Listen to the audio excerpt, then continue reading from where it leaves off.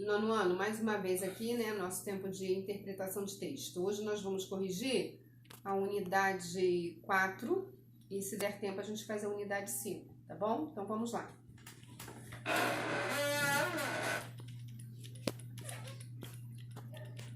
Então nós começamos aqui, ó, correção da unidade 4, nono ano, interpretação de texto, páginas 35 até 43. Aí nós temos um texto que eu não vou ler os textos para vocês, porque são enormes esses textos dessa unidade, só as respostas, tá? Então diz assim: observe o que se diz a respeito disso. Aqui, ó. É correto o que se afirma somente em... Então aqui você tem 4 opções. Então a resposta certa é a letra C. É o 2, o 3 e o 4. Depois... O 2 é enorme, é um texto imenso, como vocês podem ver aí.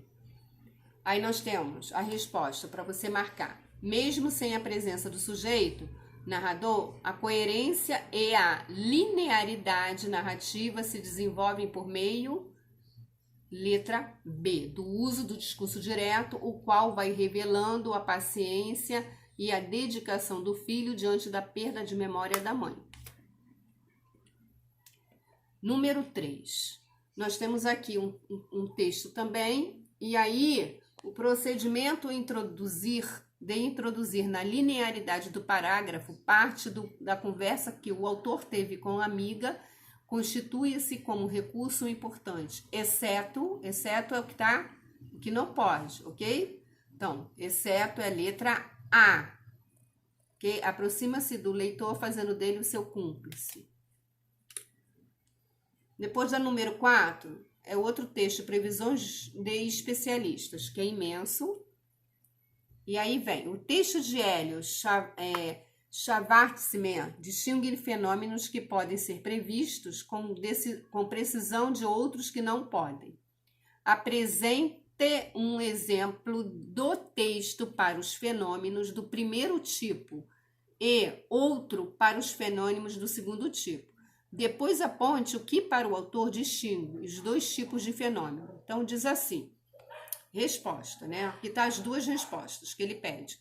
O texto de Hélio Schwartzman distingue fenômenos que podem ser previstos com precisão, marés, eclipse, fenômenos naturais, sistemas lineares, etc. Dos que não podem, taxa de câmbio, preços de petróleo, de crescimento, quaisquer dados econômicos, etc. Segundo o autor, a diferenciação entre eles reside na linearidade ou não dos fenômenos, assim como uma presença ou não do ser humano de sua produção, ok? Bom, o 5 é o quinto texto fora de ordem. E aí ele fala: o inventor italiano antecipou no século XVI um dos princípios definidores do hipertexto, a quebra de linearidade na leitura e a possibilidade de acesso ao texto conforme o interesse do leitor, além de ser característica essencial da internet. Do ponto de vista de produção do texto, a hipertextualidade se manifesta também em textos impressos como letra A, dicionários, pois a forma do texto dá liberdade de acesso à informação. Depois, no sexto texto, a partida dos homens. Isso tudo aqui é texto. Aí nós vamos lá na questão. Quanto à técnica narrativa do texto, assinale alternativas improcedentes. Então, seria a letra C. A não linearidade aponta uma preocupação em manter o elo e o autor-leitor, ok?